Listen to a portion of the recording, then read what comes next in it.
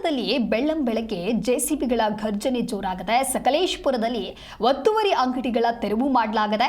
ಹಳೆ ಬಸ್ ನಿಲ್ದಾಣ ಬಳಿ ತೆರವು ಕಾರ್ಯಾಚರಣೆಯಾಗಿದೆ. ಪಾದಚಾರಿಗಳ ಓಡಾಟಕ್ಕೆ ಅಂಗಡಿಗಳು ಅಡ್ಡಿ ಆಗ್ತಾ ಇತ್ತು ಅನ್ನುವಂಥ ನಿಟ್ಟಿನಲ್ಲಿ ಇನ್ನು ಜಿಲ್ಲಾಧಿಕಾರಿ ಲತಾ ಕುಮಾರಿ ಸೂಚನೆಯ ಮೇರೆಗೆ ತೆರವುಗೊಳಿಸಲಾಗಿದೆ. ಅಂಗಡಿಗಳ ತೆರವಿನಿಂದಾಗಿ ಸದ್ಯ ವ್ಯಾಪಾರಸ್ಥರು ಕಂಗಾಲಾಗಿದ್ದಾರೆ. ಕಳೆದ ವಾರ ಸಕಲೇಶಪುರಕ್ಕೆ ಭೇಟಿ ನೀಡಿದ್ದಾಗ ಡಿಸಿ ಈ ರೀತಿಯಾಗಿ ಸೂಚನೆಯನ್ನ ಕೂಡ ಕೊಟ್ಟಿದ್ರು. ಪರ್ಯಾಯ ಅಂಗಡಿ ವ್ಯವಸ್ಥೆ ಮಾಡಿಕೊಡುವಂತೆ ಸದ್ಯ ಬೀದಿ ಬದಿ ವ್ಯಾಪಾರಿಗಳು ಈಗ ಒತ್ತಾಯವನ್ನ ಮಾಡ್ತಾ ಇದ್ದಾರೆ. ಸಕಲೇಶಪುರದಲ್ಲಿ ಒತ್ತುವರಿ ಅಂಗಡಿಗಳ ತೆರವು ಯಾವ ರೀತಿಯಾಗಿ ಆಗಿದೆ ಅನ್ನೋದಾಗಿ ನೀವು ಕೂಡ ದೃಶ್ಯದಲ್ಲಿ ಗಮನಿಸ್ತಾ ಇರಬಹುದು.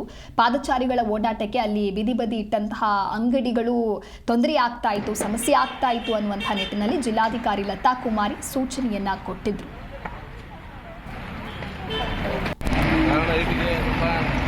ಮೇಕೆ